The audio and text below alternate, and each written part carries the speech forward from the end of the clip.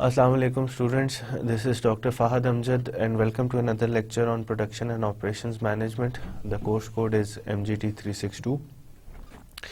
In the last lecture we concluded on, we were discussing chapter 8 which is mostly on location strategies. Location strategies के अंदर जो overall चीज़ें अभी तक हम इस चैप्टर के अंदर डिस्कस कर चुके हैं कि जी what is the strategic importance of location, फ़ायदा क्या है लोकेशन डिसीजन जो लेते हैं उनका इम्पोर्टेंस, स्ट्रेटेजिक इंपॉर्टेंस क्या है। हमने देखा कि कॉस्ट ऑफ डूइंग बिजनेस पे बहुत अफेक्ट करती है।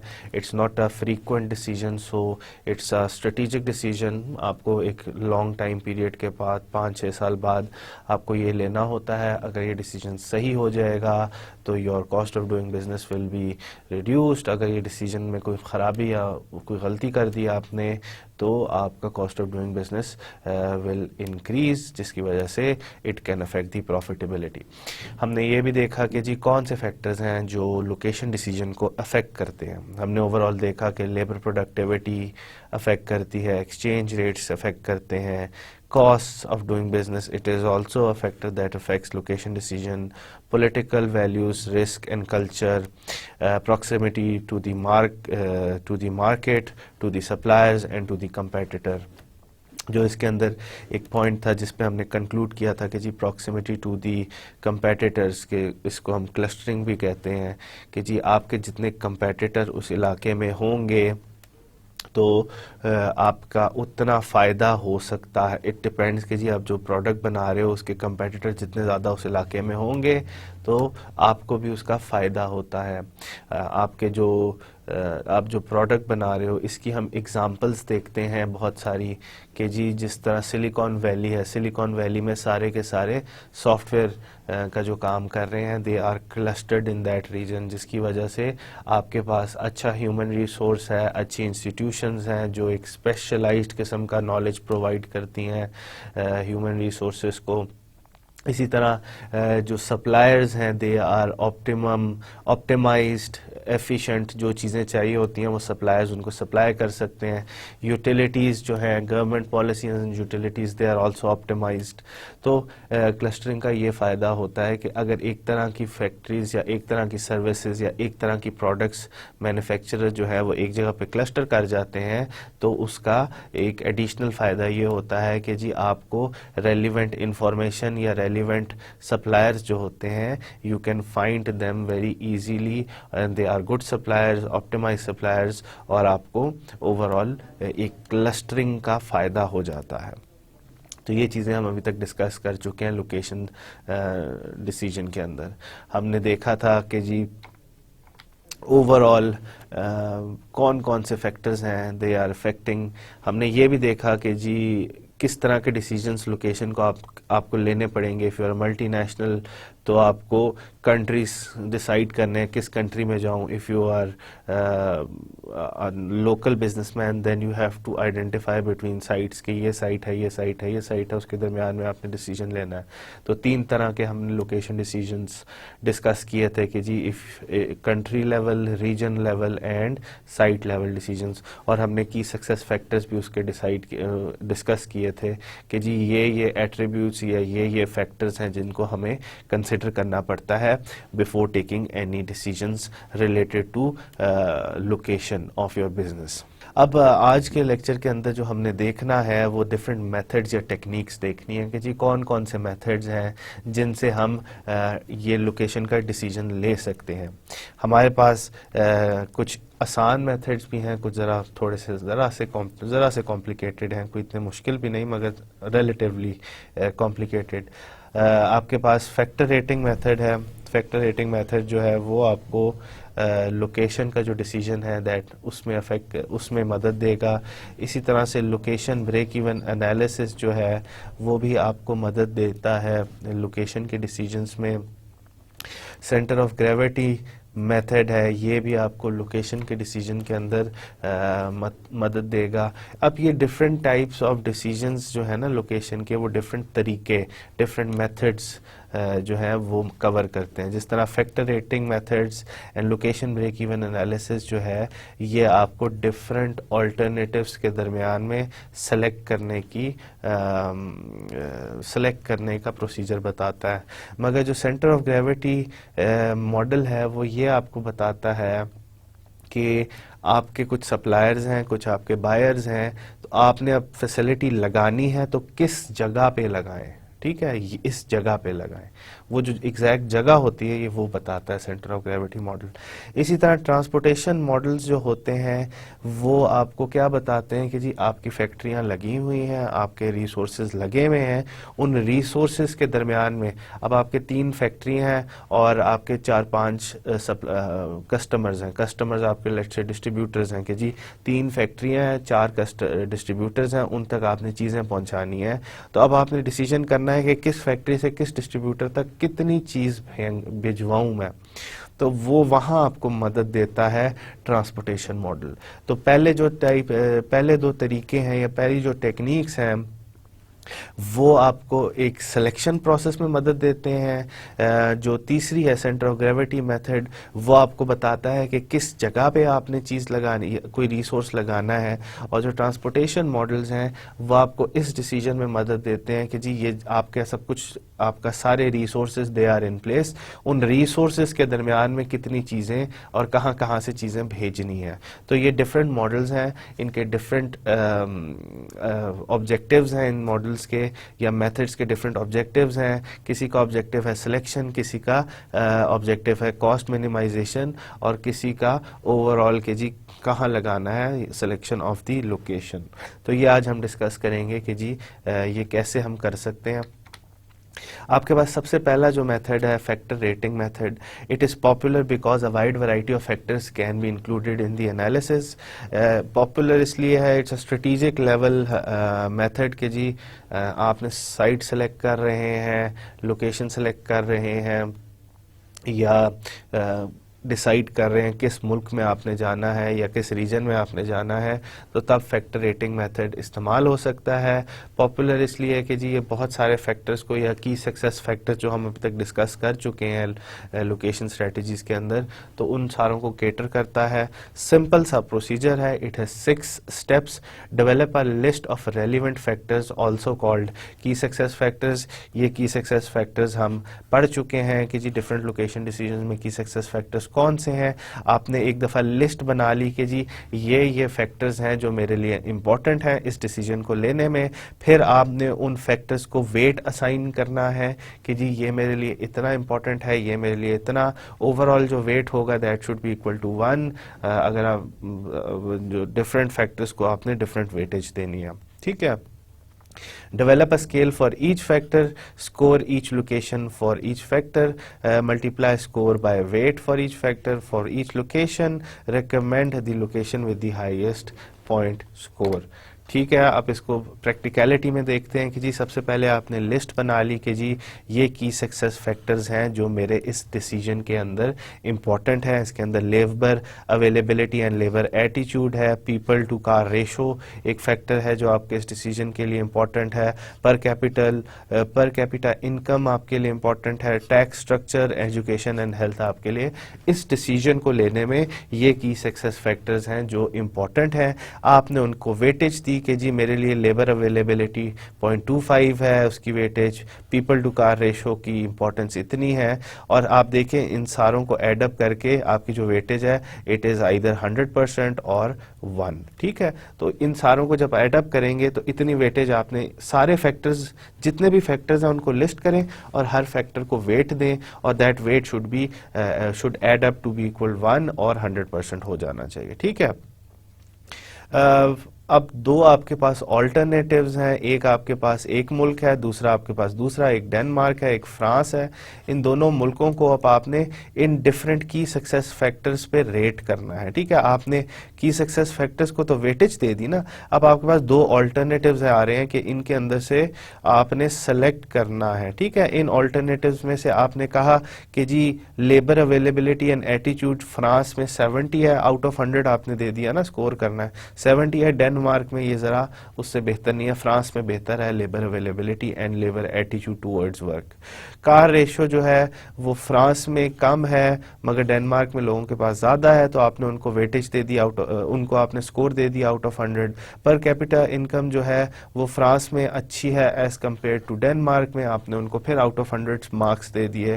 टैक्स स्ट्रक्चर है वो फ्रांस में ज़्यादा बेहतर है एज कम्पेयर टू डेनमार्क, आपने फिर से दोनों मुल्कों को, दोनों ऑल्टरनेटिव्स को वेट तो दे दिया डिसीजन के फैक्टर्स का जो वेट है, आपने उनको स्कोर किया कि जी 100 में से इसके इतने मार्क्स, इसके इतने मार्क्स। एजुकेशन एंड हेल्थ जो है उसमें फ्रांस के 100 में से 60 मार्क्स हैं और डेनमार्क के 100 में से 70 मार्क्स हैं। अब ये सिंपल सा प्रोसीजर है कि जी जितना आपने वेटेज दिया है और जितना आपने उसको स्कोर दिया है, आप उसको मल्टीप्लाई करोगे, आपके पास एक वेटेड स्कोर आ जाएगा। फ्रांस के केस के अंदर ये सारी की सारी कैलकुलेशंस हुई हुई हैं कि जी 0.5 इसको वेटेज दी, उसको 50 से किया, इन सारों को जब करेंगे तो ये एडअप होके 70.4 हो जाएगा। ठीक है, डेनमार्क के केस के अंदर ये कैलकुलेशंस आ रही हैं कि जी डेनमार्क को जितना स्कोर मिला है और जितना आपने उस फैक्टर को वेट किया उसको मल्टीप्लाई करेंगे तो आपके पास एक एंड स्कोर आ जाएगा, जो डेनमार्क के केस के अंदर ये है।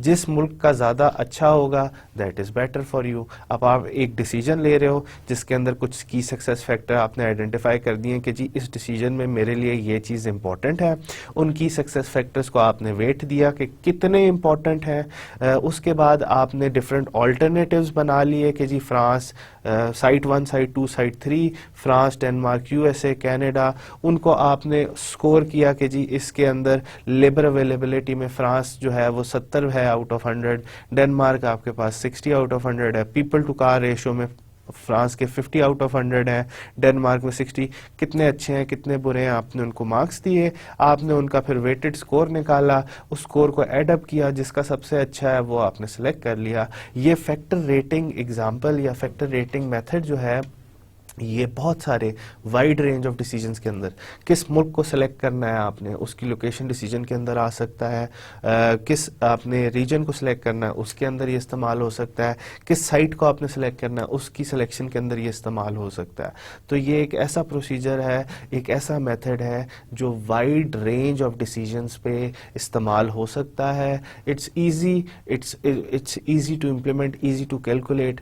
अब ज़रा सी इसके अंदर थोड़ी बहुत जब इम्प्लीमेंटेशन में आती हैं तो एक प्रॉब्लम जो आएगी कि जी मैं कितनी वेटेज दूं हर फैक्टर को। दिस डिपेंड्स कि जी आपकी कंपनी की प्रायोरिटीज़ क्या है, आपकी क्या प्रायोरिटीज़ हैं, डिफरेंट प्रायोरिटीज़ पे डिफरेंट वेटेज दिए जाएंगे। इसी तरीके से स्कोर देने का भी procedure it's much more subjective kind of methodology. अब दूसरा जो तरीका है वो है लोकेशन ब्रेक इवन एनालिसिस। पहला तरीका तो हमने देख लिया ना कि जी आपने सिंपल सा फैक्टर रेटिंग की, उसका प्रोसीजर क्या था, उसके 6 स्टेप्स थे वो हमने बता दिए कि जी आपने लिस्ट बनानी है रेलिवेंट फैक्टर्स की, वेटेज असाइन करनी है, स्केल डेवलप करना है, स्कोर करना है हर ऑल्टरनेटिव को, multiply the score by weight for each factors, recommend the location with the highest point. तो ये हमारा फैक्टर रेटिंग मेथड जो है इट इज़ फिनिश्ड कि जी डिफरेंट डिसीजंस के अंदर आप ये तरीका इस्तेमाल कर सकते हैं।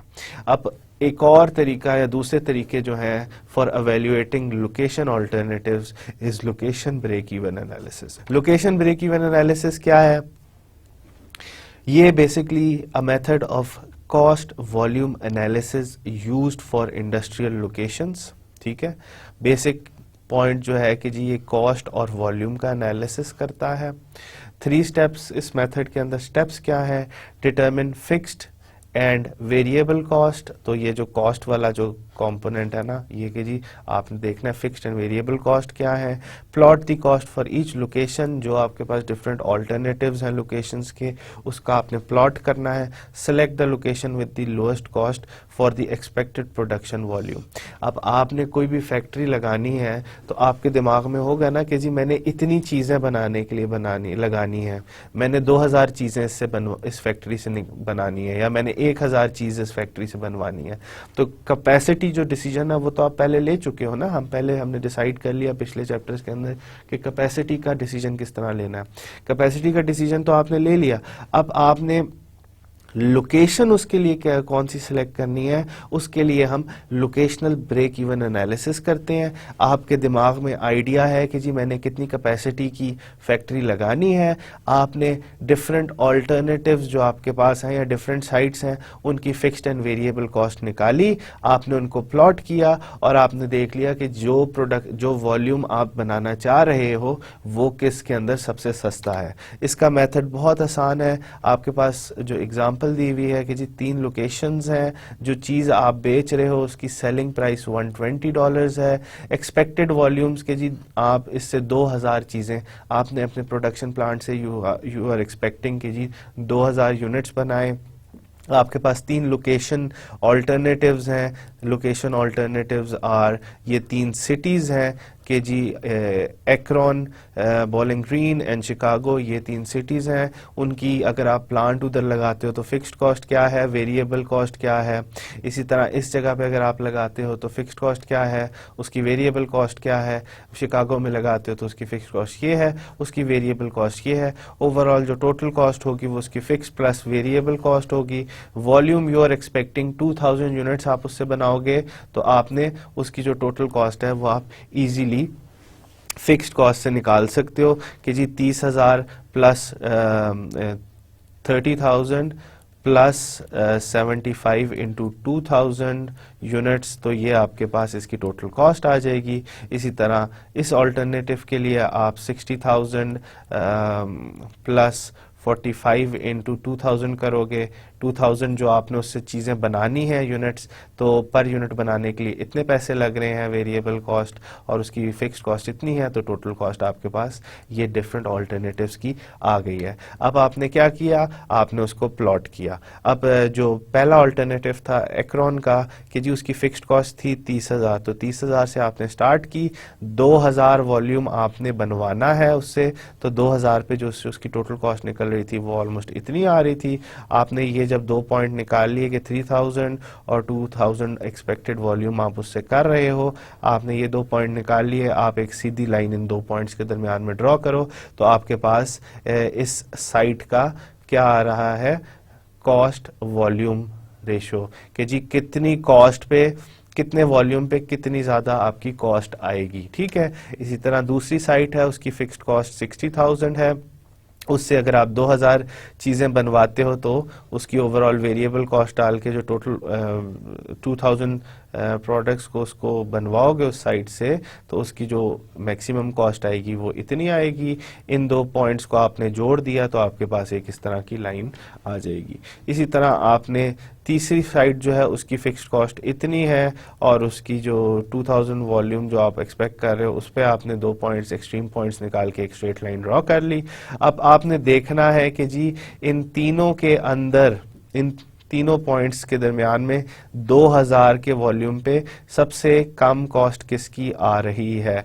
2000 की कॉस्ट के अंदर सबसे कम वैल्यू आपके पास सेकंड ऑल्टरनेटिव की आ रही है। ठीक है, ये 1000 तक अगर आपने 1000 चीजें बनानी है तो ये वाला जो है ऑल्टरनेटिव है एक्रोन, इसकी कॉस्ट सबसे कम है। अगर आपने 2000 चीजें बनानी है तो इस वाले ऑल्टरनेटिव की कॉस्ट सबसे कम है। ठीक है, और अगर आपने 2500 से ज्यादा चीजें बनानी है तो इस वाले ऑल्टरनेटिव की कॉस्ट सबसे कम है, शिकागो की।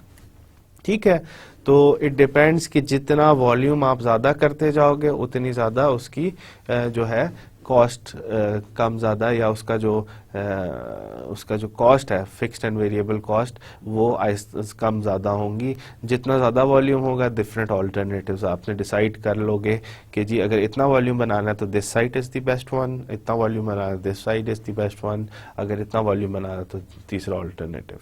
तो इस तरीके से हमने 2 डिसीजंस देख लिया। आपके पास पहला जो डिसीजन था उसमें आपने सिलेक्शन करनी थी कि जी ये मेरे फैक्टर्स हैं, ये मेरे लिए इंपॉर्टेंट फैक्टर्स हैं, आपने उनको वेटेज दी, आपने डिफरेंट ऑल्टरनेटिव्स को उन फैक्टर्स पे एवेल्युएट किया और फिर आपने एक वेटेड स्कोर निकाल के एक निकाल लिया डिसीजन कि जी ये वाला बेहतर है। ठीक है, अब दूसरा तरीका आपने इसमें क्या डिसीजन लिया है, आपने डिसीजन, आपके पास लोकेशन ऑल्टरनेटिव्स, या आपके पास पता है कि जी यहाँ भी लग सकता है, यहाँ भी लग सकता है, यहाँ भी लग सकता है, आपने उनका कॉस्ट वॉल्यूम एनालिसिस किया कि जी फिक्स्ड कॉस्ट उसकी इतनी है, अगर मैं प्लांट लगाता हूँ इतने का लगेगा, और पर यूनिट प्रोडक्ट बनाने में कितना लगेगा मुझे, तो ये फिक्स्ड एंड वेरिएबल कॉस्ट आपने उसकी निकाली, और फिर आपने उसके हिसाब से देख लिया कि अगर मैं इतना वॉल्यूम बना रहा हूँ 2000 यूनिट्स का अगर मैंने बनानी है, तो मेरे लिए सबसे अच्छी वाली साइट कौन सी है।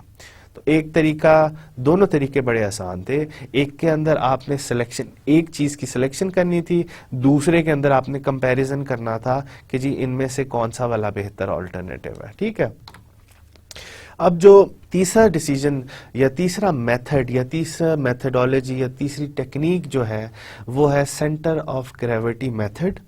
ठीक है, इसके अंदर क्या करना होता है कि आपके पास पहले आपके पास एक खास स्ट्रक्चर है अपने कस्टमर्स का कि जी यहाँ भी मेरा कस्टमर है, यहाँ भी मेरा कस्टमर है, यहाँ भी मेरा कस्टमर है।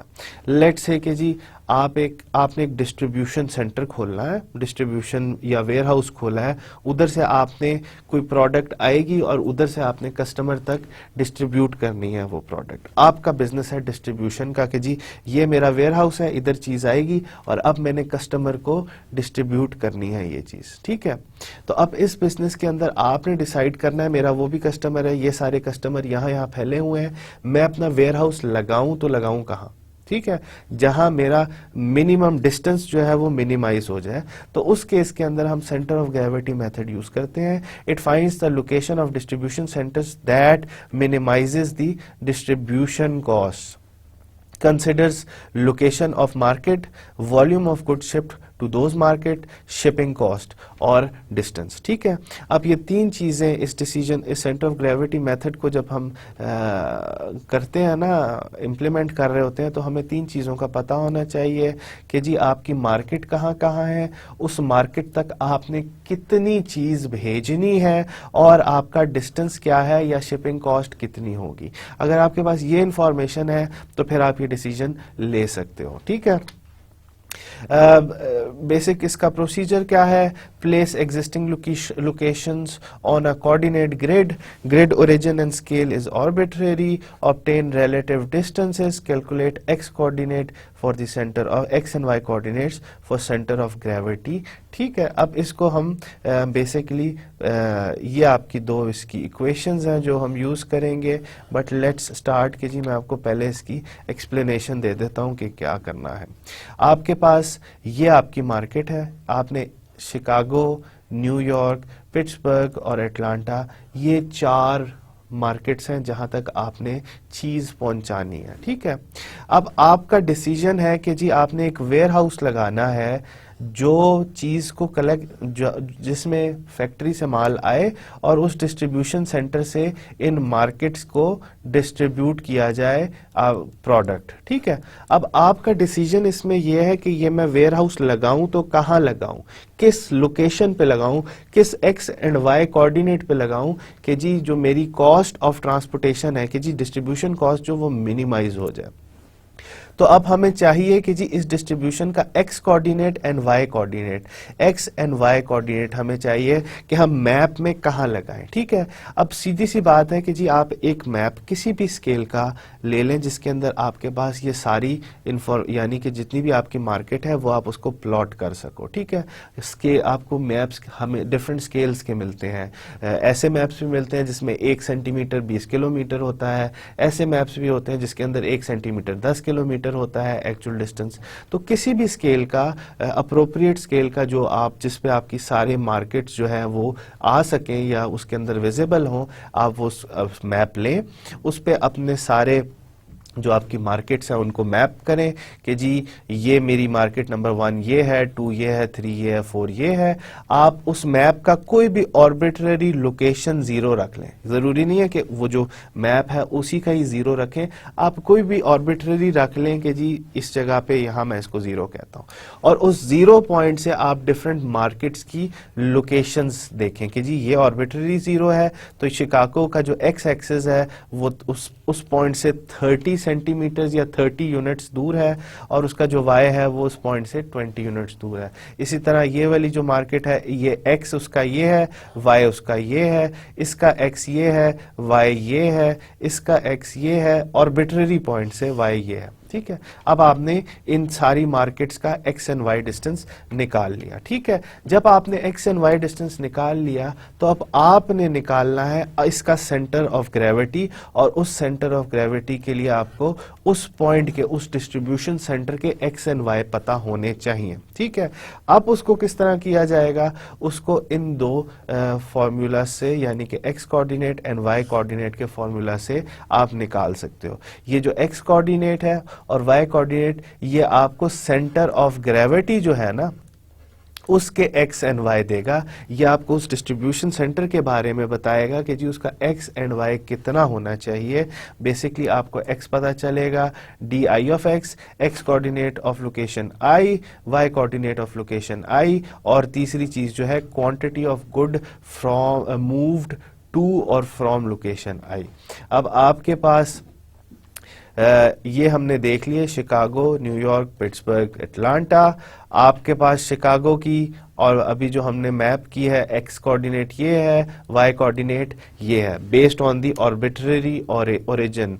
अब आपने शिकागो तक 2000 कंटेनर हर महीने भेजने हैं अपने इस डिस्ट्रीब्यूशन सेंटर से। पिट्सबर्ग की x वैल्यू ये है, y value on the map ये है, इस जगह पे आपने 1000 चीजें भेजनी है। न्यूयॉर्क की मैप पे x एंड y ये है, आपने 1000 कंटेनर महीने में भेजने हैं। एटलांटा की x ये है, y वैल्यू ये है based on the arbitrary origin, और उस उधर तक आपने 2000 कंटेनर भेजने हैं। तो अब हमें क्या पता चल गया, हमें इनकी x एंड y पता चल गई, अपने मार्केट्स की। ठीक है, जहां जहां आपने ये चीजें भेजनी है, आपको क्वांटिटी पता चल गई कि जी कितनी क्वांटिटी आपने भेजनी है। अब आपका जो डिसीजन है वो ये है कि जी आपने एक वेयर हाउस बनाना है, वेयर हाउस कंस्ट्रक्ट करना है, जिसकी लोकेशन आपको अभी तक पता नहीं कि जी उसकी लोकेशन हम कहाँ बनाएं, उसका x एंड y कोऑर्डिनेट उस मैप पे कहाँ होना चाहिए।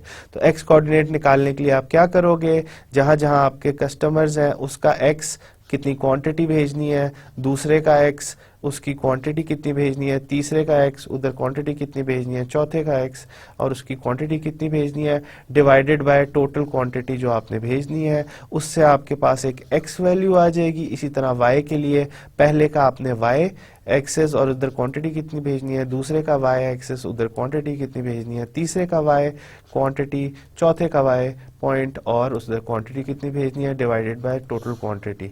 इधर से आपके पास एक, अब ये आपका जो डिस्ट्रीब्यूशन सेंटर जहां आपने बनाना है उसका आपके पास x एंड y कोऑर्डिनेट आ गया है उस मैप पे। अब आपको पता चल गया है कि जी इस x पॉइंट पे और इस y पॉइंट पे अगर मैं वेयर हाउस बनाऊंगा तो मेरा जो टोटल डिस्टेंस होगा ना इन सारे पॉइंट से वो मिनिमाइज हो जाएगा।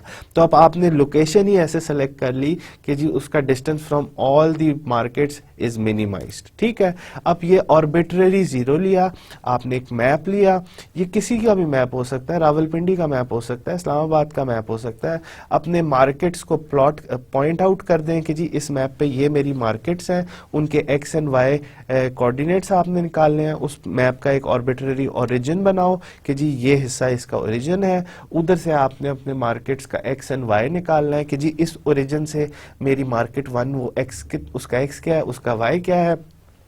ये वैल्यूज जब आपके पास आ जाए आर्बिट्रेरी एक्स एंड वाई, उसके बाद आपने ये देखना है कि इस मार्केट तक आपने कितनी क्वांटिटी भेजनी है, उस क्वांटिटी का आपको पता चल जाए, फिर आप एक डिसीजन ले सकते हो कि जी इस पॉइंट पे मैं अपना वेयर हाउस बनाऊंगा तो मेरी जो कॉस्ट ऑफ डिस्ट्रीब्यूशन है वो मिनिमाइज हो जाएगी। इस पॉइंट पे हर जगह तक सबसे मिनिमम डिस्टेंस में आप पहुंच सकते हो। इसके अंदर कुछ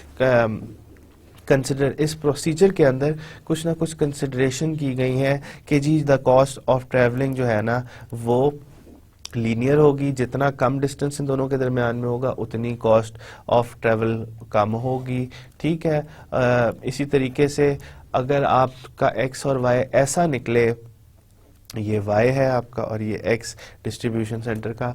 अगर इस जो जगह निकल रही है उधर आपके पास बनाने की जगह ना हो तो उससे करीब करीब कहीं बना दें कि जी ये भी तो हो सकता है ना, मैप में वहाँ कोई नदी नाला जा रहा हो तो नदी नाले पे वो तो नहीं बना सकते आप डिस्ट्रीब्यूशन सेंटर, तो उसी के करीब करीब ज़रा सा आगे पीछे करके अपना डिस्ट्रीब्यूशन सेंटर बना दें। अभी तक हमने जो लोकेशन के डिसीजंस पढ़ लिए हैं, हमने एक लोकेशन का डिसीजन पढ़ लिया कि जी किस तरीके से हम डिफरेंट ऑल्टरनेटिव्स के वो स्कोर करते हैं, उनको वेटेज देते हैं, डिफरेंट डिसीजन फैक्टर्स हैं, डिसीजनल फैक्टर्स या की सक्सेस फैक्टर्स हैं, उनको हम वेटेज देते हैं, उनको हम स्कोर करते हैं ऑल्टरनेटिव्स को, और फिर हम एक वेटेड स्कोर निकाल के एक चीज़ सेलेक्ट कर लेते हैं कि जी इन 4-5 में से या इन 2 में से ये बेहतर है।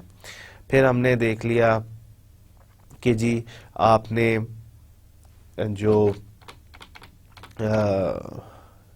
डिफरेंट आपके पास ऑल्टरनेटिव्स हैं, आपने देखना है कि जी कितनी कॉस्ट है और वॉल्यूम कितना बनाना है। हमने लोकेशनल ब्रेक इवन एनालिसिस कर लिया जिसके अंदर हम कॉस्ट टू वॉल्यूम एनालिसिस करते थे कि जी मुझे इतना वॉल्यूम बनाने में किस जगह पे ज़्यादा फ़ायदा है। हमने 3 ऑल्टरनेटिव्स, लोकेशनल ऑल्टरनेटिव्स देखे, उनकी फिक्स्ड एंड वेरिएबल कॉस्ट निकाली और फिर उससे हमने डिसीजन ले लिया कि जी अगर हमने 1000 चीज़ें बनानी है तो ये जगह अच्छी है, अगर 2000 चीज़ें बनानी है तो ये जगह अच्छी है, 2500 से ज़्यादा बनानी है तो ये जगह अच्छी है। तो हमने डिसीजन ले लिया कि जी किस लोकेशन पे कॉस्ट ऑफ प्रोडक्शन सबसे कम होगी। हमने डिसीजन ले लिया कि जी कौन से मुल्कों में से बेहतर मुल्क है या कौन से रीजन में से किस रीजन में जाएं।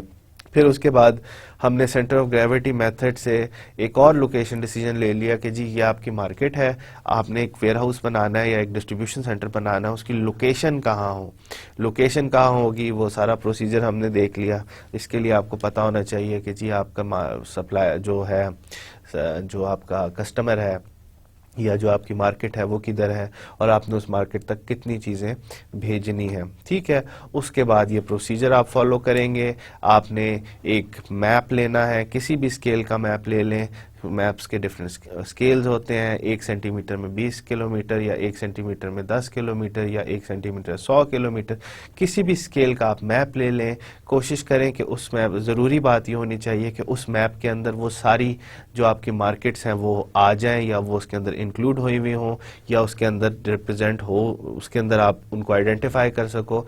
मैप के अंदर उन लोकेशंस को आइडेंटिफाई करें जहाँ तक आपने वो चीज़ पहुँचानी है या आपकी मार्केट कहाँ है। उस मैप का एक ऑर्बिट्ररी ओरिजिन ले लें, उस ओरिजिन से आप डिस्टेंस x एंड y देखें अपने सारे मार्केट्स का, और फिर जब आपको ये पता चल जाए x एंड y तो उसके बाद आपको ये पता है कि जी कितनी क्वांटिटीज़ हमने भेजनी है। उससे आप एक centre of gravity in 2 formulas को यूज़ करके, जिसके अंदर आपके पास डिस्टेंस एंड क्वांटिटी है, इन दोनों को आपने यूज़ करके आपने एक सेंटर ऑफ ग्रेविटी निकाल लिया, उसका एक्स एंड वाई कोऑर्डिनेट निकाल लिया और आपको पता चल गया कि जी हमने इस जगह पे एक इस एक्स एंड वाई पे हम एक डिस्ट्रीब्यूशन सेंटर लगा सकते हैं, जिसका जहाँ से अगर आप कोई चीज़ भेजोगे मार्केट तक तो कॉस्ट ऑफ जो टोटल डिस्टेंस ट्रैवल्ड है दैट इज़ मिनिमाइज्ड। ठीक है, तो ये सारे के सारे लोकेशन के डिसीजंस थे जो हमने लिए। अब आगे आपके पास एक और टाइप ऑफ डिसीजन है लोकेशन का, जिसके अंदर basically it's a kind of decision जिसके अंदर आपको डिसाइड करना पड़ता है कि जी किस फैक्ट्री से कितनी चीज़ भेजूं। ठीक है, अब बेसिकली इसको ट्रांसपोर्टेशन मॉडल कहा जाता है। Finds amount to be shift from several points of supply to several points of demand. Solution will minimize total production and shipping cost. अब इसको हम it's a special class of linear programming problems. अब linear programming problem solve करने के लिए आपको computer की use, या तो आप ग्राफिकल तरीके से भी इन्हें सॉल्व कर सकते हैं या तो आप इन्हें कंप्यूटर्स के थ्रू यूज़ करते हैं। आज हम कुछ तरीके देखेंगे जो हम हाथ से कर सकते हैं, मगर आपकी बुक के अंदर भी लीनियर प्रोग्रामिंग का एक सेक्शन है पार्ट 4 जो है ना आपकी बुक का, उसके अंदर क्वांटिटेटिव मेथड्स के अंदर लीनियर प्रोग्रामिंग का एक सेक्शन है जो अब डिस्कस करता है कि किस तरह से हम इन प्रॉब्लम्स को कंप्यूटर के अंदर सॉल्व कर सकते हैं। बेसिकली मैं आपको जो आज ट्रांसपोर्टेशन मॉडल्स पढ़ाऊंगा that will be from quantitative module C, जो आपकी बुक का जो 4th पार्ट है ना, उस बुक के बेसिक 3-4 पार्ट्स हैं, उसके अंदर पहले 3 पार्ट्स के अंदर सारे टॉपिक्स जो इस सब्जेक्ट के अंदर कवर किए जा सकते हैं वो है। 4th पार्ट जो है उसके अंदर डिफरेंट मॉड्यूल्स हैं, क्वांटिटेटिव मॉड्यूल सी हम इसमें पढ़ेंगे जिसके अंदर ट्रांसपोर्टेशन मॉडल्स डिस्कस हुए हैं। उसके अंदर ट्रांसपोर्टेशन, इस मॉड्यूल के अंदर ओवरऑल ट्रांसपोर्टेशन मॉडलिंग की टेक्निक्स डिस्कस की गई हैं। हम देखेंगे कि जी 2 तरीके हैं जिससे हम एक सोल्यूशन फाइंड कर सकते हैं कि जी कहाँ से कितनी चीज़ भेजनी है, और हमारे पास एक और मेथड है जिसको स्टेपिंग स्टोन मेथड कहा जाता है। इससे हम क्या कर सकते हैं, इनिशियल सोल्यूशन को ऑप्टिमाइज कर सकते हैं। कि इनिशियल सोल्यूशन फाइंड कर लिया, उसके बाद हम मैक्सिमाइज या अपने सोल्यूशन की एफिशिएंसी है उसको बढ़ा सकते हैं। बेसिकली ट्रांसपोर्टेशन मॉडलिंग क्या है? Transportation modelling is an interactive procedure that finds the least costly means of moving product from a series of sources to a series of destinations, can be used to resolve distribution and location decisions. अब transportation modelling से हम क्या कर सकते हैं? हम distribution and location decisions कर सकते हैं। ट्रांसपोर्टेशन मॉडलिंग कब यूज की जाती है? जब आपने सोर्सेज और डेस्टिनेशंस तक कोई चीज पहुंचानी, डिफरेंट सोर्सेज हैं, डिफरेंट प्रोडक्शन प्लांट्स हैं और डिफरेंट वेयर हाउसेज हैं। प्रोडक्शन प्लांट से वेयर हाउसेज तक आपने चीजें पहुंचानी है। किस वेयर हाउस तक कितनी चीज किस प्लांट से पहुंचानी है, ये जो डिसीजन है ये ट्रांसपोर्टेशन मॉडलिंग में आता है। इसको हम डिफरेंट तरीकों से सॉल्व कर सकते हैं, लीनियर प्रोग्रामिंग से भी सॉल्व कर सकते हैं, और आज जो हम मेथड्स डिस्कस करेंगे उनसे भी हम इनकी डिस्कशन कर सकते हैं। इन ट्रांसपोर्टेशन मॉडलिंग के जो डिसीजंस हैं उनको लेने के लिए आपको कुछ इंफॉर्मेशन चाहिए होती है। The origin points and the capacity और सप्लाई पर पीरियड ऑफ ईच। आपको location, origin points and capacity, कि जी आपका फैक्ट्री कहाँ है, उसकी कैपेसिटी कितनी है, आपका जो वेयर हाउस है वो किधर है, उसकी कैपेसिटी, उसकी डिमांड कितनी है। The destination points and the demand per period, जी आपकी जहां डेस्टिनेशन जो वेयर हाउस है। The cost of shipping 1 unit from origin to destination, कि जी फैक्ट्री से, अगर मैं फैक्ट्री 1 से वेयर हाउस 1 तक अगर कोई चीज भेजता हूं तो पर यूनिट चीज को भेजने की कॉस्ट कितनी है। आपके पास ये इंफॉर्मेशन होनी चाहिए। मेरी फैक्ट्रियां कहाँ हैं, मेरे वेयर हाउसेस किधर हैं, और इन फैक्ट्री से इस वेयर हाउस तक, इस फैक्ट्री से इस वेयर हाउस तक चीज भेजने की यूनिट कॉस्ट कितनी है। अगर आपके पास ये इंफॉर्मेशन है तब आप ट्रांसपोर्टेशनल मॉडलिंग कर सकते हैं। Let's discuss a problem. अब आपके पास एक प्रोडक्ट है, इसके अंदर बाथ टब, जो ये नहाने के टब्स नहीं होते, वो प्रोडक्ट है, वो 3 फैक्ट्रियों के अंदर बनते हैं। ठीक है, हर फैक्ट्री के अंदर बनते हैं तो उस फैक्ट्री की एक कैपेसिटी है कि जी ये फैक्ट्री 100 यूनिट्स बना सकती है।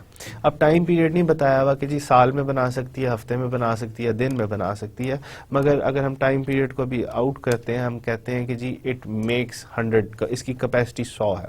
ठीक है, अब ये वाला जो प्लांट्स है, ये देमुआ का जो प्लांट है, इसकी 100 यूनिट्स की कैपेसिटी है। एवंसविल का जो प्लांट है उसकी 300 यूनिट्स की कैपेसिटी है। इसी तरह फोर्ट लॉटरडेल जो है उसकी 300 यूनिट्स की कैपेसिटी है। ये 3 प्लांट है। अब हमने कहा था ना, आपको पता होने चाहिए the origin points and there capacities. ठीक है, अब हमें पता है कि जी यहां हम बना सकते हैं, इन 3 पॉइंट्स पे इनको बना सकते हैं और इनकी कैपेसिटी इतनी है। अब हमने पहुंचानी कहाँ है? यहां हमने पहुंचानी है। एक एल्बुकर्की है, यहां हमें 300 चीजों की रिक्वायरमेंट है। एक क्लीवलैंड है जिसमें हमें 200 चीजों की रिक्वायरमेंट है, और एक बॉस्टन है जहां हमें 200 चीजों की। अब ये भी आपको पता है कि जी destination points and the demand per period at each. ठीक है, अब तीसरी चीज है जी the cost of shipping 1 unit from each origin to each destination.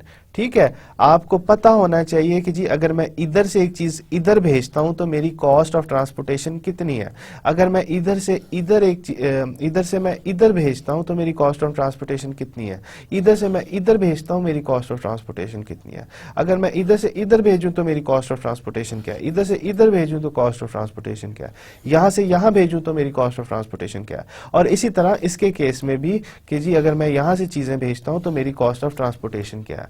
तो आपको ओरिजिन्स पता है, आपको डेस्टिनेशंस पता है, और चीज भेजने की हर जगह से दूसरी जगह तक भेजने की जो कॉस्ट है वो आपको पता होगी, ये तीन चीजें आपको पता होंगी, तब आप ट्रांसपोर्टेशन मॉडलिंग कर सकते हैं।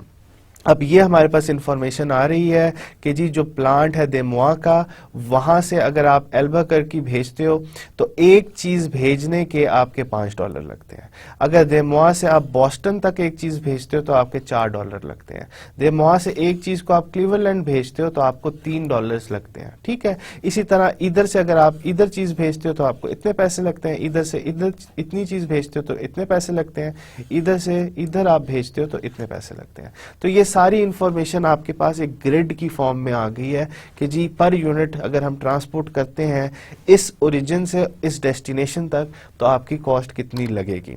अब हम इसको इस टेबल के अंदर कहते हैं कि जी ये हमारे 3 प्रोडक्शन प्लांट्स थे, देमुआ का, एवंसविल का और फोर्ट लॉटरडेल का। ठीक है, ये हमारे 3 वेयर हाउसेस थे या जहां हमने डिमांड जिनकी सेटिस्फाई करनी है। ये तो हमारी कैपेसिटी है ना, हम यहाँ चीज बना रहे हैं।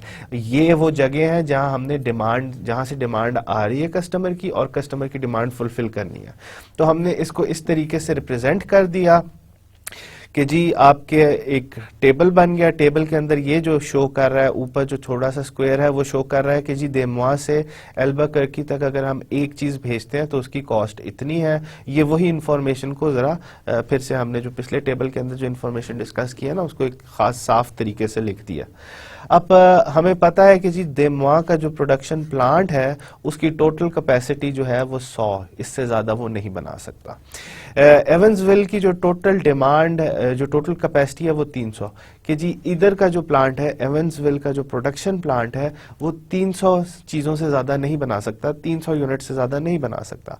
अब फोर्ट लॉटरडेल जो है उसका जो प्रोडक्शन कैपेसिटी है वो 300 है। ठीक है, और टोटल जो हमारी डिमांड या टोटल जो कैपेसिटी है दैट इज 700। इसी तरह हमारी जो टोटल डिमांड है दैट इज 700, कि जी एल्बुकर्की में जो डिमांड है कस्टमर की वो 300 है, इसी तरह से बॉस्टन में जो कस्टमर की डिमांड है वो 200 है, और क्लीवलैंड में जो कस्टमर की डिमांड है वो 200।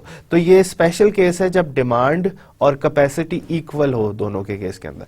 अब प्रैक्टिकल लाइफ के अंदर ये नहीं होता, मगर उसमें भी हम यूज यही तरीका करते हैं, मगर वो थोड़ी सी उसके अंदर चेंजेस आ जाती हैं, मगर प्रोसीजर्स आर दी सेम। ठीक है, तो हम सबसे पहले सिंपल केस लेते हैं कि जब हमारी डिमांड एंड कैपेसिटी इक्वल हो तो हम किस तरीके से इसको सॉल्व कर सकते हैं इस प्रॉब्लम को। आपके प्रोडक्शन प्लांट्स आपको पता है, यहाँ से हम ये चीजें बना रहे हैं, उन प्रोडक्शन प्लांट्स की कैपेसिटी का आपको पता है, आपको डेस्टिनेशन पता है जहां आपकी डिमांड आ रही है, और उस डिमांड की आपको पता है कि जी इतनी डिमांड आ रही है, और डिमांड और कैपेसिटी आपकी इक्वल है। आपको कॉस्ट ऑफ ट्रांसपोर्टेशन पता है कि जी इस प्रोडक्शन प्लांट से इस वेयर हाउस तक मैं भेजूंगा अगर 1 यूनिट तो मुझे कितनी कॉस्ट पड़ेगी।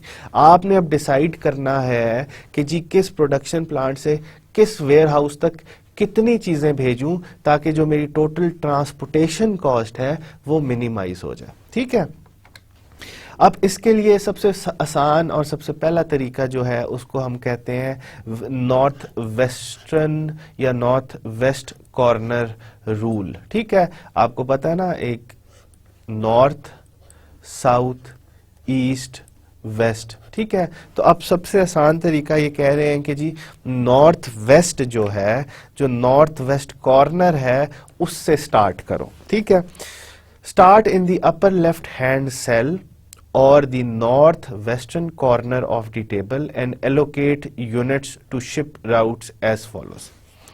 Exhaust the supply of each row before moving down to the next row. तो जी आपने पहले एक रो की जो कैपेसिटी है सप्लाई है उसको खत्म करना है, फिर आपने अगली रो में जाना है। Exhaust the requirements of each column before moving to the next column. तो हर कॉलम की पहले जो डिमांड है उसको पूरा करके आपने अगले कॉलम पे जाना है। Check to ensure that all supplies and demands are met. ठीक है, तो अब इसके केस के अंदर हम क्या करेंगे, उसने कहा है कि जी तुमने नॉर्थ वेस्टर्न कॉर्नर से स्टार्ट करना है, विच इज दिस वन। ये जो है ना, ये आपका नॉर्थ वेस्टर्न कॉर्नर है, इधर से आपने स्टार्ट करना है। और उसने कहा है कि जी सबसे पहले जो है ना जो रोज हैं उनकी कैपेसिटी को आपने एग्जॉस्ट करना है। अब ये जो प्लांट है इसकी इतनी कैपेसिटी है, तो इसको आपने एग्जॉस्ट कर दिया कि जी 100 यूनिट्स हमने इधर से भेज दी। ठीक है, फिर हमने क्या किया, अब अगले पे जाते हैं। अब 100 यूनिट्स तो हमने कर लिए, अब अगली यूनिट जो है हमारे पास इस जगह से एवंसविल से हमने भेजनी है। इधर हमारे पास टोटल जो कैपेसिटी है वो 300 की है। तो अब हम क्या करेंगे, हमने इस डिमांड को फुलफिल करना है। तो हमने 100 चीजें इधर से भेज दी इस जगह पे। अभी भी इधर की डिमांड जो है वो 300 की है। वो कहता क्या है कि जी पहले तुमने रोज को एग्जॉस्ट करना है, फिर तुमने कॉलम्स को एग्जॉस्ट करके आगे जाना है। ठीक है, तो अभी भी हमारे पास 200 की डिमांड है, तो हम ये जो 300 की जो इसकी कैपेसिटी है, इससे 200 की डिमांड पहले पूरी करके इसका जो 300 है वो पूरा कर लेंगे। ठीक है, फिर हम अब आगे जाते हैं। अगला जो पॉइंट है वो ये है कि जी हमने 200 पूरी कर दी, तो हमारे पास कितनी रह गई, जब हमने इससे 200 निकाल दी तो हमारे पास 100 रह गई है ना। तो हमने 100 इधर से इस जगह से इस जगह को पूरी कर दी, और हमारे पास ये जो है रो जो है ये अब एग्जॉस्ट हो गई है। पहले हमारी ये रो एग्जॉस्ट हो गई थी ना, अब हमारी ये वाली रो भी एग्जॉस्ट हो गई है, 300 इसकी पूरी हो गई है। अब हमने क्या करना है, हमारे पास यहाँ तो डिमांड 200 की आ रही है और अभी तक हमने 100 चीजें भेजी हैं। तो अब हमारे पास ये जो 300 वाली है, अब तीसरी रो पे हम जाएंगे। 300 से हमने 100 और भेजनी है, तो ये जो 200 हो जाएंगी ये पूरी हो जाएंगी। जब हम 300 से 200 100 माइनस करेंगे तो हमारे पास 200 चीजें रह गई। तो अब हमारे पास ये भी डिमांड पूरी हो गई। अब हमारे पास आखिरी जो डिमांड रह गई है वो 200 की है, तो जो रिमेनिंग 200 है वो हम ऐसे पूरी कर लेंगे। तो हमने रोज एंड पहले हमने जो रोज है उनको एग्जॉस्ट करना है, अगली रो पे जाना है, और फिर हमने कॉलम्स को डिमांड जो है उसको पूरा करना है। इस तरीके से हमने क्या किया कि जी हमने हर जगह की डिमांड जो थी उसको हमने फुलफिल कर दिया फ्रॉम दी डिफरेंट फैक्ट्रीज, जहां जो हमारे पास डिफरेंट कैपेसिटीज जो हमारे पास अवेलेबल थी। अब इसकी टोटल कॉस्ट ऑफ ट्रांसपोर्टेशन कितनी होगी। अब ये जो नॉर्थ वेस्टर्न या नॉर्थ वेस्ट कॉर्नर रूल था, जिससे हमने एक ट्रांसपोर्टेशन की असाइनमेंट कर दी है कि जी इतनी चीज को तुमने इस जगह से इस जगह तक ट्रांसपोर्ट करना है। अब हम उसकी जरा कॉस्ट देखते हैं कि कितनी है। हमने जो देखी कि जी डी से ए तक हमने जो भेजे थे 10 यूनिट्स भेजे थे। कॉस्ट पर यूनिट की क्या थी कि जी एक यूनिट को ट्रांसपोर्ट करने की कॉस्ट क्या थी, और उससे हमें 500 की टोटल कॉस्ट पड़ी। इसी तरह जहां जहां से हमने चीजें भेजी थी उधर उनकी कॉस्ट से उनको मल्टीप्लाई करके देखा, तो हमारे पास जो टोटल कॉस्ट, अब ये नॉर्थ वेस्ट कॉर्नर रूल जो है जिससे हमने ट्रांसपोर्टेशन की असाइनमेंट की है कि जी इस जगह से इस जगह तक इतनी चीज भेजनी है, उससे जो हमारा कॉस्ट आई है दैट इज $4,200। जो हमने 700 चीजें भेजी हैं डिफरेंट प्लांट्स से या डिफरेंट मैन्युफैक्चरिंग फैसिलिटीज से डिफरेंट वेयर हाउसेस तक या डिफरेंट डिमांड पॉइंट्स तक, उधर उसको ट्रांसपोर्ट करने की जो टोटल कॉस्ट हमारे पास आई है वो 4,200 आई है। अब this solution is a feasible solution but not necessarily the lowest cost alternative. अब ये जो हमारे पास सोल्यूशन आया है कि जी 4,200 या $4,200 ट्रांसपोर्टेशन कॉस्ट का, ये एक सोल्यूशन तो आ गया कि जी हमने डिफरेंट डिमांड्स को डिफरेंट कैपेसिटीज से सेटिस्फाई कर दिया, मगर इट्स नॉट द ऑप्टिमम। हमें नहीं पता कि this the minimum cost alternative. क्या ये मिनिमम कॉस्ट है या क्या इससे बेहतर तरीके से हम भेज सकते हैं चीजों को ताकि हमारी ट्रांसपोर्टेशन कॉस्ट कम हो। ट्रांसपोर्टेशन कॉस्ट कम करने के लिए हम क्या कर सकते हैं, we have to first of all एक टेक्निक यूज करेंगे which is intuitive lower cost method.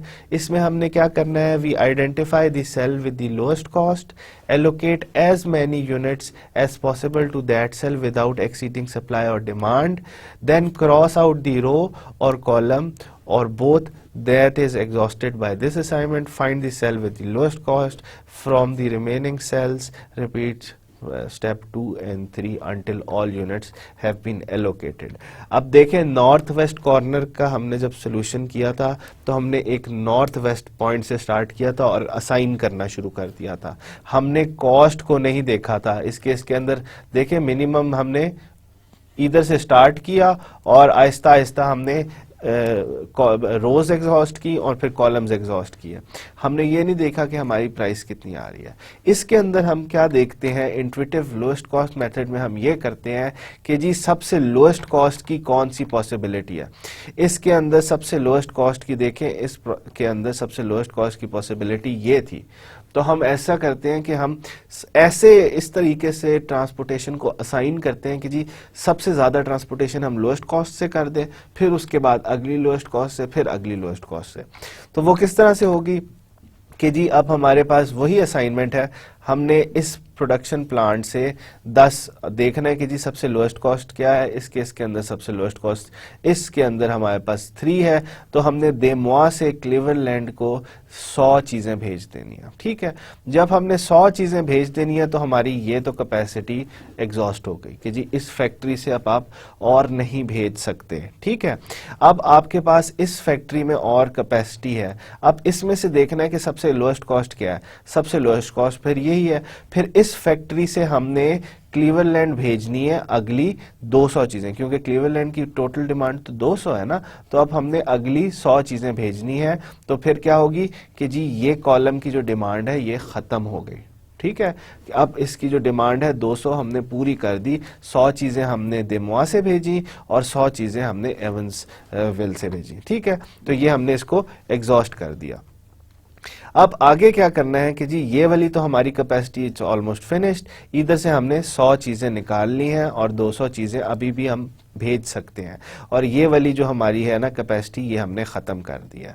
अब हमने करना है इसकी कैपेसिटी को सेटिस्फाई करना, इसकी डिमांड को सेटिस्फाई करना और इसकी डिमांड को सेटिस्फाई करना है।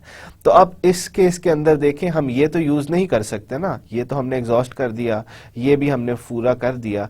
अब हमने देखना है कि जी इन ऑल्टरनेटिव्स में हमारे पास लोएस्ट कॉस्ट ऑल्टरनेटिव कौन सा है। लोएस्ट कॉस्ट ऑल्टरनेटिव हमारे पास ये वाला। ठीक है, आपके पास डिमांड हमने 200 की पूरी करनी है बॉस्टन की। तो हम क्या करेंगे, जो हमारे पास 200 रह गए एवंसवुड के, वो हम यहां से 200 चीजें भेज देंगे। तो क्या होगा, ये वाली भी खत्म हो जाएगी आपकी डिमांड। ठीक है, तो ये वही हुआ कि जी आपने एवंसवुड से एवंसविल से बॉस्टन 200 चीजें भेज दी और आपने इस डिमांड को भी फुलफिल कर लिया। अब आपने इसको भी पूरा कर लिया, इसको भी पूरा कर लिया, ये कैपेसिटी भी आपकी खत्म हो गई, ये वाली कैपेसिटी भी आपकी खत्म हो गई। अब आपके पास 300 चीजों की कैपेसिटी रह गई है। जो आपका फोर्ट लॉडरडेल का जो प्लांट है, उधर से अब 300 चीजें आपके पास रह गई हैं। आपके पास अब कोई और सेल बचा ही नहीं है। ठीक है, अब आपने सारी 300 की 300 इधर से ही पूरी करनी है। जो एल्बकर्की की डिमांड है वो इधर से पूरी होगी। तो ये अब आपके पास तीसरा ऑल्टरनेटिव ये आ गया। अब आपने क्या किया, देमुआ से क्लीवरलैंड तक 100 चीजें भेजी, एवंसविल से बॉस्टन तक 200 चीजें भेजी और एवंसविल से क्लीवरलैंड तक 100 चीजें भेजी। और एल्बकर्की एंड फोर्ट लॉटरडेल से, ये फोर्ट लॉटरडेल के प्लांट से एल्बकर्की तक 300 चीजें भेजी। अब इसकी टोटल कॉस्ट कितनी होगी, कॉस्ट आपने $3, इधर आप देखें इसकी कॉस्ट जो थी वो $3 पर यूनिट थी। 100 चीजें भेजी, फिर इधर से आपने ये $3 की पर यूनिट ट्रांसपोर्टेशन कॉस्ट थी, 100 चीजें भेजी। फिर आपने $4 की 200 चीजें, $4 पर यूनिट पे 200 चीजें भेजी। फिर आपने $9 पे 300 यूनिट भेजी। तो आपका टोटल जो खर्चा आया इस असाइनमेंट में इट इज 41,000।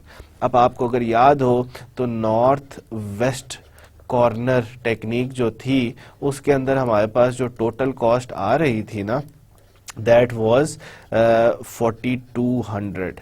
अब इस केस के अंदर हमने क्या किया है, हमने अपना intuitive lowest cost method use किया कि जी हम पहले देखेंगे कि सबसे सस्ती लोकेशन कौन सी है उससे मैक्सिमम भेजेंगे। जब वो एग्जॉस्ट हो जाएगी फिर अगली सस्ती को देखेंगे, फिर वो एग्जॉस्ट करेंगे, फिर अगली सस्ती को देखेंगे।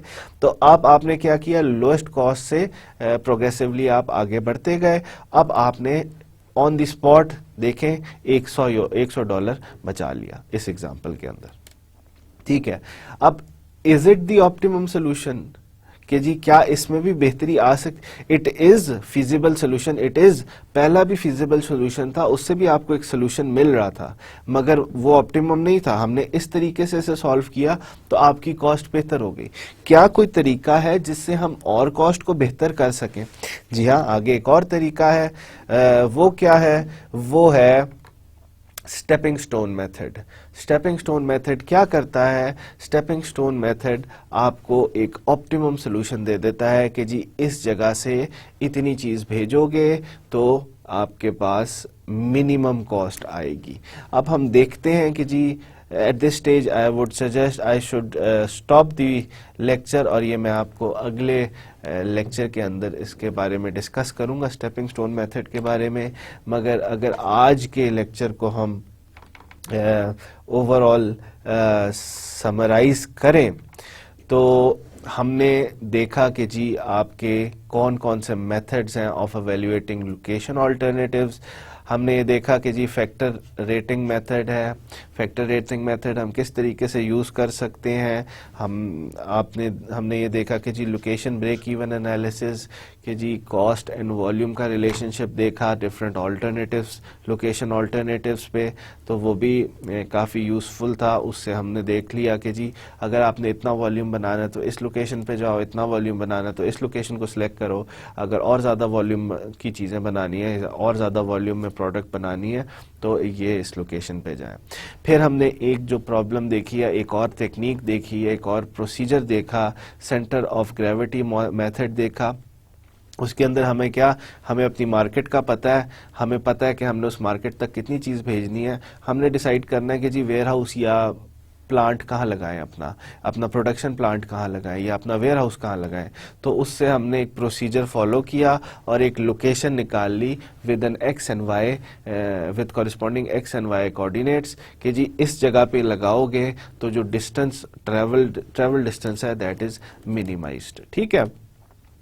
और फिर हमने देखा कि जी ट्रांसपोर्टेशन मॉडल, ट्रांसपोर्टेशन मॉडल की बात क्या थी? ट्रांसपोर्टेशन मॉडल के अंदर हमारे पास पहले से ही एक स्ट्रक्चर है, हमें पता है कि यहाँ में हमारा प्लांट लगा हुआ है, यहाँ हमारा कस्टमर है, या यहाँ हमारी डिमांड यहाँ से आ रही है।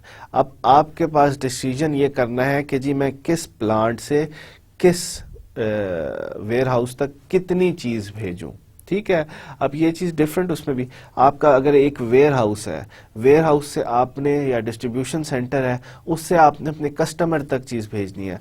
2-3 वेयर हाउसेज हैं, उन 2-3 वेयर हाउसेज से कस्टमर तक चीज़ पहुंचानी है, मल्टीपल कस्टमर्स तक। तो यहाँ भी ट्रांसपोर्टेशन डिसीजन आ जाती है, ट्रांसपोर्टेशन प्रॉब्लम आ जाती है कि मिनिमम कॉस्ट में मैं कैसे चीज़ पहुँचाऊँ। तो बेसिकली ट्रांसपोर्टेशन प्रॉब्लम जो होती है उसके अंदर ये किया जाता है कि जी किस जगह से, किस ओरिजिन से किस डेस्टिनेशन तक आपने कितनी चीज़ पहुंचानी है। इस तरह के डिसीजन को लेने के लिए हमारे पास 3 तरह की इंफॉर्मेशन होनी चाहिए। एक इंफॉर्मेशन आपको होनी चाहिए कि जी मेरा ओरिजिन पॉइंट क्या है और उसकी कैपेसिटी क्या है, कि जहाँ मैं चीज़ बना रहा हूँ या जहाँ मैंने चीज़ स्टोर की हुई है उसकी स्टोरेज कैपेसिटी कितनी है या उसके बनाने की कैपेसिटी कितनी है। डेस्टिनेशन पॉइंट क्या है, किस जगह तक मैंने पहुंचानी है, उस डेस्टिनेशन पॉइंट की डिमांड क्या है, पर यूनिट टाइम में देख लें या ओवरऑल डिमांड देख लें कि जी इतनी डिमांड है। उसके बाद आपको ये भी पता होना चाहिए कि जी इस ओरिजिन से इस डेस्टिनेशन तक कॉस्ट ऑफ ट्रांसपोर्टेशन कितनी है, यूनिट कॉस्ट ऑफ ट्रांसपोर्टेशन, कि जी अगर मैं एक चीज़ भेजता हूँ तो मुझे कितनी कॉस्ट लगेगी। अगर ये 3 इंफॉर्मेशंस आपके पास हैं तो आप जो तरीके हमने डिस्कस किए हैं, हमने north west corner rule method use किया है जिसके अंदर हम क्या करते हैं कि जी एक इनिशियल असाइनमेंट करते हैं कि जी यहाँ से यहाँ तक इतनी चीज़ जाएगी, और दूसरा जो हमने तरीका इस्तेमाल किया है वो intuitive lowest cost method use किया है। और हमने देखा है कि जी इन दोनों तरीकों को यूज़ करने से पहले तरीके से कॉस्ट ज़्यादा आ रही थी, दूसरे तरीके से कॉस्ट रिलेटिवली कम आ रही थी। अब हमने एक और तरीका पढ़ना है जो स्टेपिंग स्टोन मेथड है। स्टेपिंग स्टोन मेथड जो है वो आपको ऑप्टिमम सोल्यूशन देता है कि जी उससे भी हम देखेंगे is there a possibility to reduce the price further more. अभी तक हम 41 था 100 पे आए हैं ना, स्टार्ट हमने 42 पे किया था और फिर 4100 तक आ गए हैं। क्या हम इससे कम और कर सकते हैं? वो हम स्टेपिंग स्टोन मेथड से करेंगे, मगर this we will discuss in the next lecture. Until next time, this is doctor Fahad Amjad. अस्सलाम वालेकुम एंड अल्लाह हाफिज।